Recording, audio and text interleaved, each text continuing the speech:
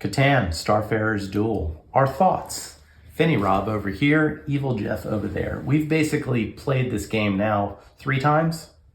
Yeah, well... And then some. Well, but in all fairness, we've only played it 1 time with everything. Right, with everything in it. Yeah, because the other games were learning missions to help you learn the game. I feel like training missions. The second one of those felt like the full game, really, except for the pirates. That was the only thing that really we didn't do. And this game is... And the dice was a factor too, I think, because true. The way that... The resources came out. The resources came out. Right, so in case you don't know it by now, it's probably old hat, but the original printing of the reprint had these...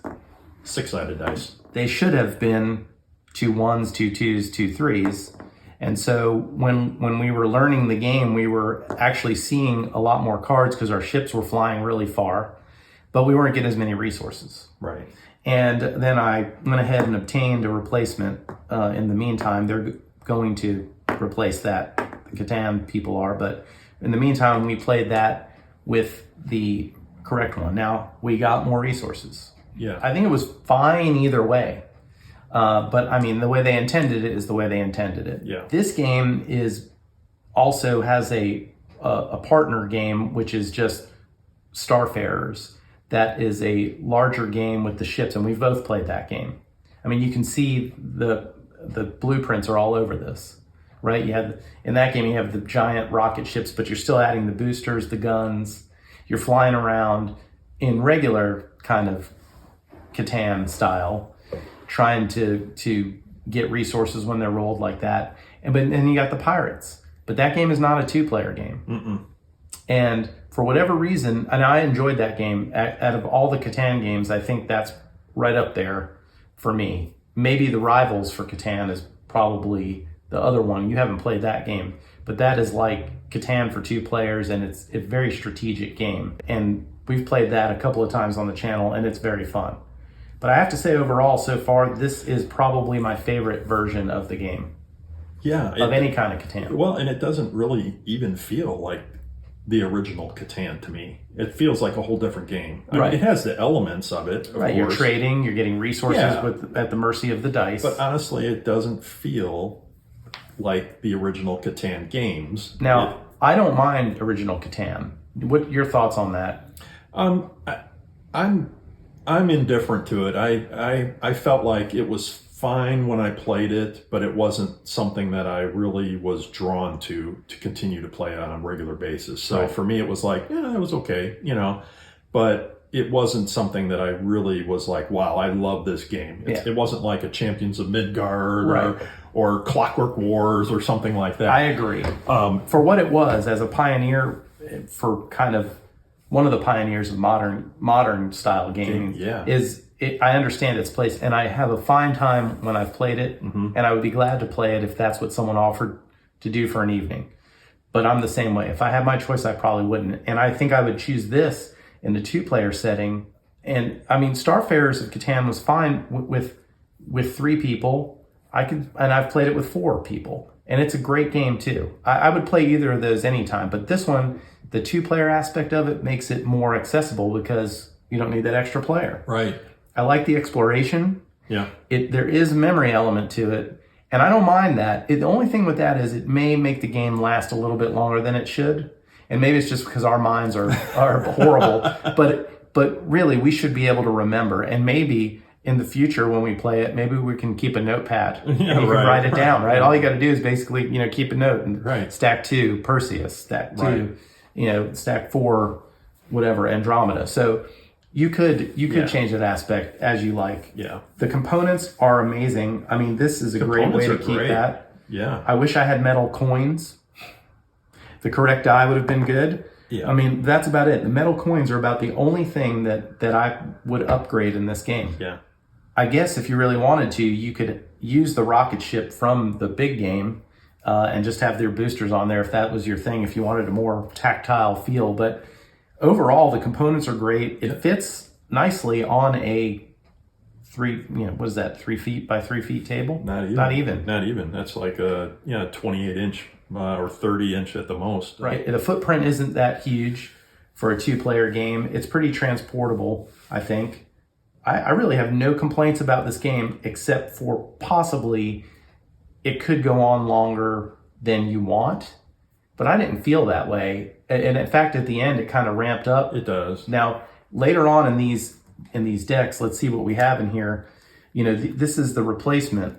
And that was another hard thing to remember sometimes, is when you're going through the flight path, if you take a card, you got to replace it. That's something that's easy to get. Now, there's a lot of dead space, asteroids and stuff, and there's some cool stuff, trading posts, but then the pirates start getting crazy. And this one is you lose a booster, I think, if you lose, and it has 6 cannons. This one has 5 cannons, lose a booster. Look at that. There's a trade planet with 2 of those on it. Oh, wow. Yeah. I like the way they implemented the if you have at least 3 and you have the most of fame or the most of the friendship symbols with the trading posts, I like how they implemented that. That's very Catan-like. You just have to remember to put these in there. But I think maybe if the pirates got tougher, you would spend, again, there's a push your luck element to this thing that would be like, if I just get Perseus as the top card, I win the game. But if I draw that pirate card, and I either have to pay the money, and this one with 7 cannons, they only want 3 money. So you can either take the penalty. Yeah, that seems a little odd to me. The money that they're demanding in all cases was always a 3. And I would have thought that maybe that would have been a little more randomized. Well, maybe this also, though, look, that's true. This gives you 3 of the fame symbols to defeat them. Yeah, if you defeat them. But I guess my point is that, it's always 3, so you don't know. Maybe that's the reason they do it, so that you don't know what their strength is. Right, or just hope that you don't draw that card, or you just pay the 3 money. Well, if you know that, that's just it. Pay the pirates. You pay the pirates, but you then also know maybe you don't want to go to that sector. Yeah, I guess later in the game, having 3 money might make it. There was tension though. There's in all the times we've played it, the race to the end is tense because you're like, man, I just need to. If I just get one resource that I need and then pull the right card, I win. I kind of like that. If it was a 3-hour game and we were doing that, that probably would be too much. But an hour and a half. Yeah, I will say that we didn't go and max out all of the capabilities of the ships. So, for example, I only had 3 expansions. You had 3. I mean, we start with some already, but I mean, we didn't really go after extra technologies. We did do a little upgrading on the boosters and a little upgrading on the guns, but it was really a race to get the points.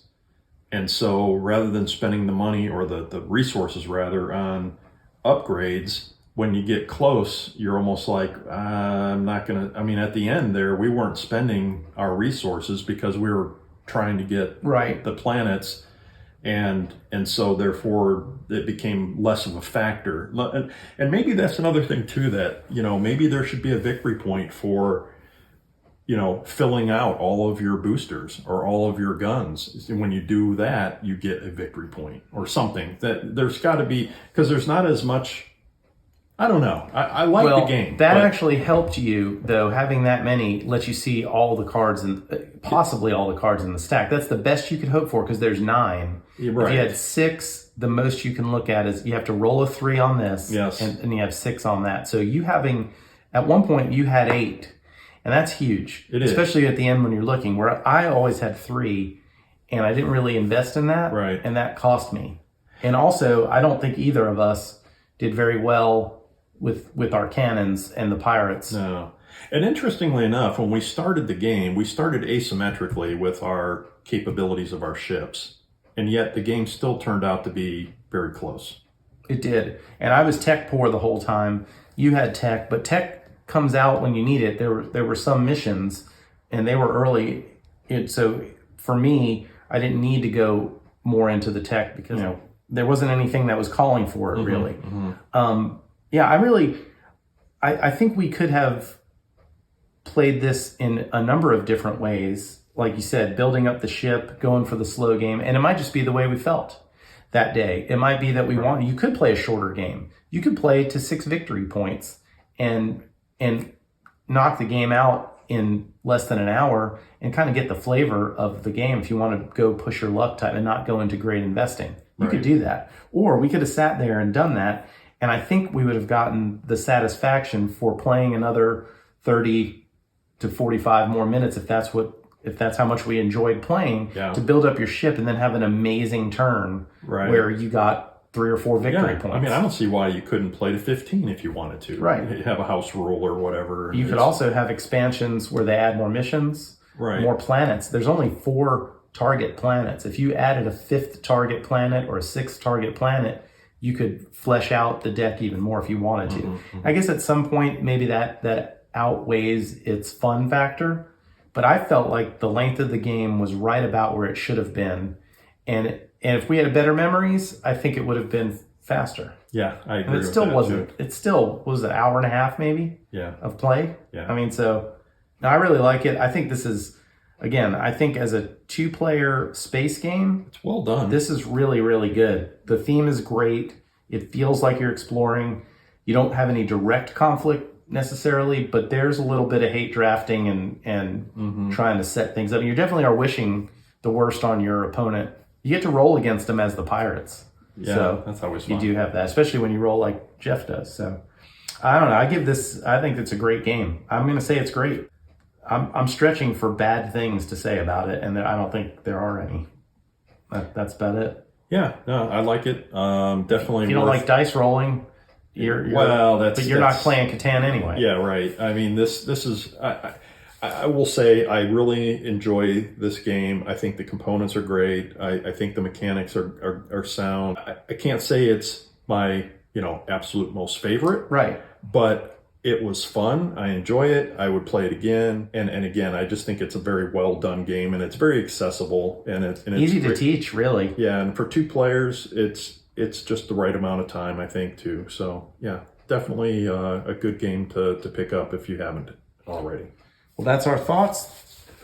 Catan, Starfarers Duel. Thank you for watching. Please like this video and subscribe to the channel.